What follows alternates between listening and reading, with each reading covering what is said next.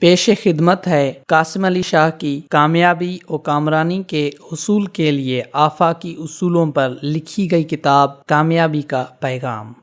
دولت سے محبت یا نفرت۔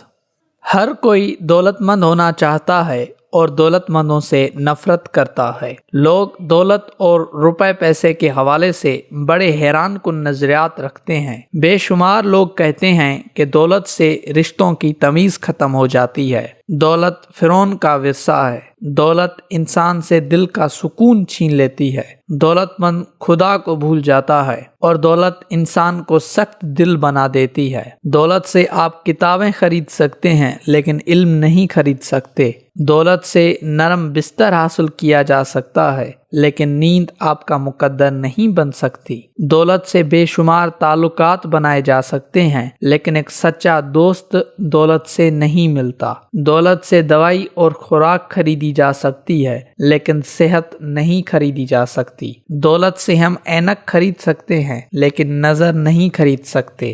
دولت مند پوری دنیا فتح کر سکتا ہے لیکن ساتھ بیٹھے انسان کا دل فتح کرنا اس کے لیے ممکن نہیں ہوتا۔ حدیث شریف ہے کہ دو بھوکے بھیڑیے جنہیں بکریوں میں چھوڑ دیا جائے وہ بھیڑوں کو اتنا نقصان نہیں پہنچاتے جتنا کہ دولت اور مرتبے کی لالچ انسان کے دین کو نقصان پہنچاتی ہے۔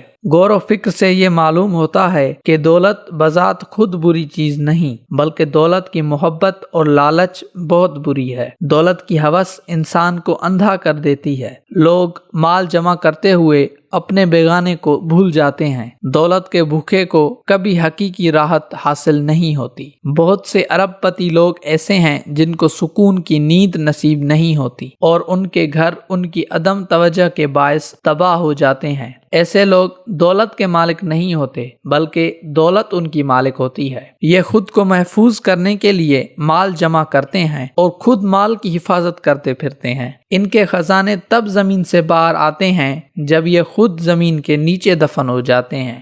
بہترین دولت وہ ہے جس کو آپ اچھے مقاصد میں استعمال کریں۔ دولت ہمیں خدا کے روبرو سرخرو کر سکتی ہے بشرط یہ کہ ہم اسے ایسے کاموں میں لگائیں جس سے مخلوق خدا کا بھلا ہو، ورنہ دولت آپ کے لیے آزمائش ہے۔ وہ دولت جو آپ کے اور دوسروں کے استعمال میں آ رہی ہے وہ ایک نعمت ہے۔ دولت کی فراوانی سے آدمی اپنے آپ کو بھول جاتا ہے اور دولت کے نہ ہونے سے لوگ اس کو بھول جاتے ہیں۔ دولت آپ کی خادم اور مددگار بھی ہے۔ اچھا امیر ہونا غریب ہونے سے بدرجہ بہتر ہے۔ دولت مند بن کر آپ بے شمار ضرورت مندوں کی ضرورتیں پوری کر سکتے ہیں۔ دولت سے آپ حج کر سکتے ہیں۔ دولت سے فلاحی ادارہ اور مسجد تعمیر کروائی جا سکتی ہے۔ اگر حضرت عثمان غنی رضی اللہ عنہ دولت مند نہ ہوتے تو وہ مسلمانوں کے لیے کبھی بھی کنواں نہ خرید سکتے۔ دولت سے دین کی اشاعت بھی ممکن ہے اور کسی غریب کو کھانا بھی کھلایا جا سکتا ہے۔ حدیث شریف میں ہے کہ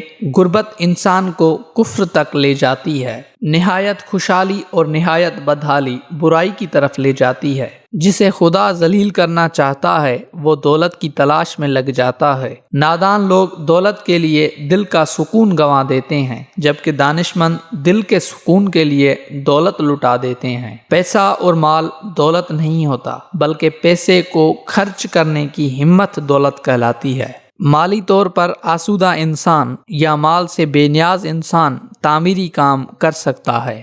غریب تو بیچارہ مسائل کا مارا ہوا ہوتا ہے، وہ کسی کا کیا بھلا کرے گا۔ پیسے اور دولت کے حوالے سے آپ اپنے نظریات اور عقائد کو بدلیں۔ دولت زندگی کی آسائشوں اور سہولیات کے لیے بہت ضروری ہے۔ اس سے آپ اپنے من پسند نتائج حاصل کر سکتے ہیں لیکن دولت ہی سب کچھ نہیں ہے۔ اگر آپ لوگوں سے دولت میں نہیں بڑھ سکتے تو حسن خلق میں بڑھ جائیے، کیونکہ خوبی اور نیکی دولت سے نہیں پیدا ہوتی بلکہ دولت خوبی اور نیکی سے وجود میں آتی ہے۔ آپ کا سچا اور باکردار ہونا بہت بڑی دولت ہے۔ دولت چلی جائے تو پھر حاصل ہو سکتی ہے مگر گئی عزت و آبرو دوبارہ ہاتھ نہیں آتی۔ یاد رکھیں، فتح دولت اور طاقت کی نہیں بلکہ صداقت کی ہوتی ہے۔ امام عالی مقام مولا علی علیہ السلام نے فرمایا ہے، رزق دو طرح کا ہوتا ہے، ایک وہ جسے آپ تلاش کر رہے ہیں اور دوسرا وہ جو آپ کو تلاش کر رہا ہے۔